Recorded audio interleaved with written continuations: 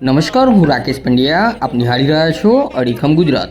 મહીસાગર જિલ્લાના થાણા સાવલી ગામમાં ગુમ થયેલા યુવકની લાશ મહીસાગર નદીના આગરવાડા પુલ નીચેથી મળી આવી હતી, જે અંગે કોઠંબા પોલીસે વધુ તપાસ હાથ ધરી છે. મહીસાગર જિલ્લાના 22 વર્ષના રાકેશ સોલંકી આણંદ મોબાઈલ કંપનીમાં નોકરી કરતો હતો. ગત તારીખ 15 જાન્યુઆરીએ નોકરી જવાનું કહી નીકળ્યો હતો, ત્યારે આગરવાડા પુલ પર તેની મોટરસાઇકલ અને સામાન મળી આવતા કોઠંબા પોલીસ સ્ટેશનમાં આ અંગે જાણ કરવામાં આવી હતી. ત્યારે પોલીસે લુણાવાડા નગરપાલિકા, ફાયર વિભાગ અને એનડીઆરએફની ટીમને જાણ કરવામાં આવતા ફાયર અને એનડીઆરએફની ટીમ ઘટના સ્થળે પહોંચી હતી. નદીમાં અંડર વોટર કેમેરા તેમજ ગ્રેવલિન હુકની મદદથી આગળવાળા બ્રિજના નીચે સર્ચ કરતા એક યુવકની ડેડ બોડી મળી આવી હતી. ત્યારે આ બનાવ અંગે પોલીસે આપઘાત કર્યો હોવાની શક્યતા વ્યક્ત કરી છે.